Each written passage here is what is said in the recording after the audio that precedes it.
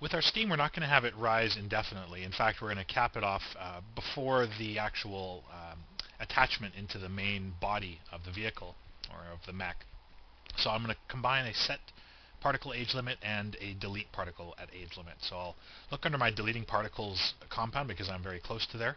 Of course, I'm going to have to insert another port, so I'll delete particles at age limit, which won't actually resolve until I plug in a set particle at age limit. So under the same tasks particles, navigate down to the setters folder, and the first set particle compound is the set particle at age limit, which I'll execute into the execute on emit 1 port of the emit from null compound.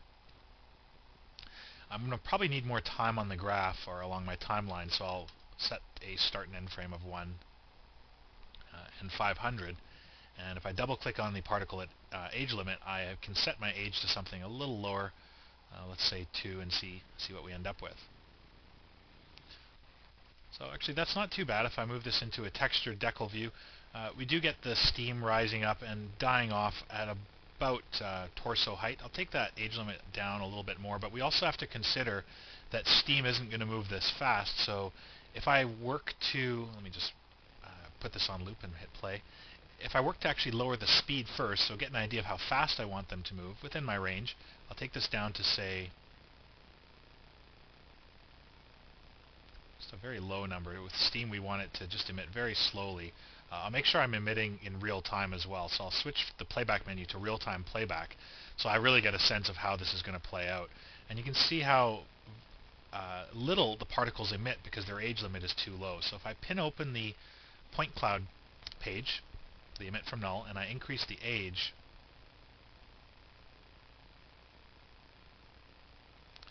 I'll be able to get an idea of what's going on. So the other thing that's happening is the emission of the particles is happening deep within the piston here. So I'm actually going to turn on my CNS comp, and I'm going to compensate that constraint upwards a bit so I can actually see the particles emitting early on. There we go. I mean, it's not perfect yet. I could raise it up a little bit more, but that will do for me. So at 6 seconds, if I move back into a wireframe mode, the particles live till about the height I was looking for. I'll go with maybe just a little more, maybe 8 seconds. I'll let the particles play through one more time.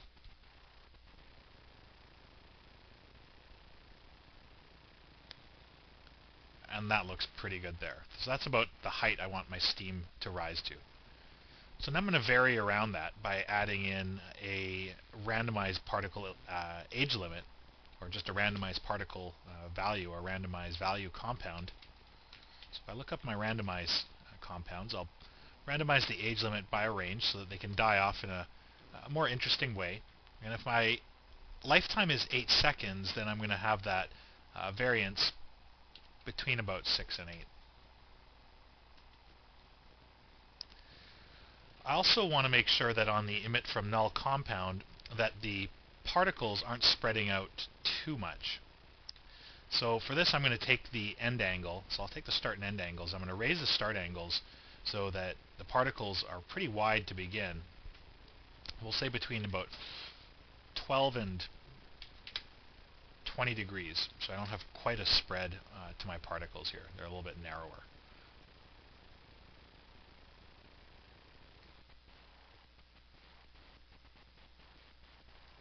Okay, that's working pretty well. I'll just take this down a little bit more, take this down to maybe 6 and 13 or so. So let's play this back, and we should get a very narrow stream.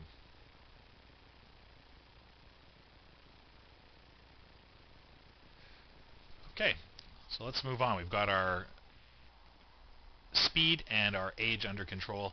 The next thing we need to do is start to change the shape and the color and also the motion a little bit.